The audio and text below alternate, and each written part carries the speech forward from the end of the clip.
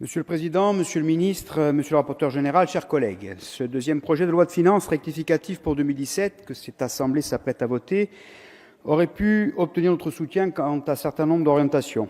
Oui, il aurait pu. Avec mes collègues de la majorité territoriale corse, messieurs Castellane et Colombagne, nous sommes particulièrement mobilisés afin de vous formuler plusieurs propositions, mais vous les avez toutes balayées d'un revers de main.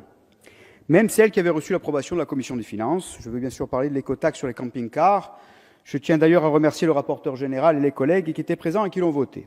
Pour rappel, cette écotaxe, sous forme de vignette, n'était ni malveillante ni fondatrice d'une rupture d'égalité, comme nous avons pu l'entendre. Elle était une mesure fiscale incitative visant à valoriser des comportements responsables des camping-caristes. Il s'agit ni plus ni moins d'une mesure simple de régulation, adaptée au relief escarpé et aux routes sinueuses de Corse. Je rappelle qu'il n'y a pas d'autoroute dans l'île, qui peuvent connaître au mois d'août des pics jusqu'à 3 500 camping-cars en une journée.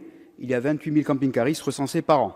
Que je sache, ces camping-cars produisent bien des déchets, utilisent bien de l'eau, polluent bien aussi, et ils ne payent ni taxes d'habitation ni taxes de séjour lorsqu'ils font du camping sauvage. C'était bien au contraire une mesure fiscale juste vis-à-vis de nos populations résidentes qui aurait pu ensuite être étendue selon d'autres modalités à d'autres territoires.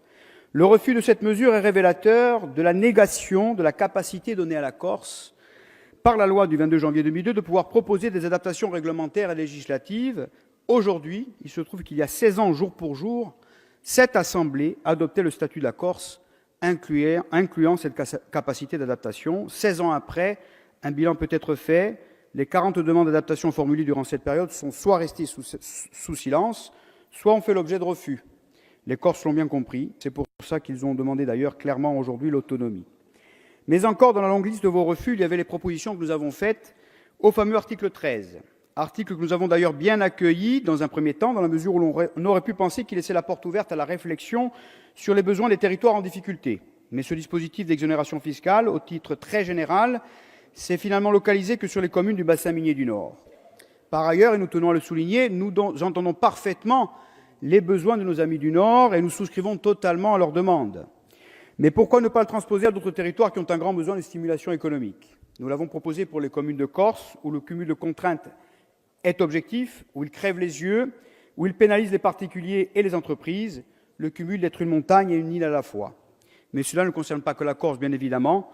D'autres territoires connaissent des cumuls de contraintes de ce style, à des degrés divers, dans le Massif central, dans les Pyrénées, dans les Alpes, le Jura, les Vosges, et de manière globale, dans ces territoires que l'on appelle de l'hyper-ruralité.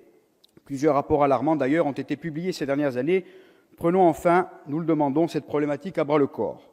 Il est de notre devoir de nous mobiliser. Créons enfin toutes les conditions pour que ces territoires ne deviennent pas seulement des zones pour résidence secondaire pour riches. Est-il besoin de le rappeler? Nous refuserons, en ce qui nous concerne toujours, d'être des Indiens dans une réserve, et je pense que nous ne serons pas les seuls. Sur ce point, notre collègue Christine Pérez-Beaune vous a proposé un amendement qui a été adopté. Celui-ci vise à réaliser un état des lieux général des dispositifs d'exonération fiscale existants en milieu rural et urbain. Nous verrons bien si les pistes d'amélioration que vous proposerez seront efficaces. Enfin, je ne pouvais pas terminer sans aborder encore une fois la future collectivité unique de Corse. Sur ce point, nous pouvons dire, mes collègues corses, François Pouponne et moi-même, que nous avons assisté à un véritable coup de Trafalgar.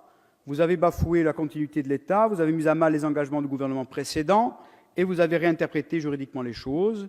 Lors de l'examen du PLF 2018, vous aviez annoncé le renvoi de la question du budget de la collectivité unique au PLFR 2017, celui-ci même qui est en discussion aujourd'hui, mais il n'en fut rien.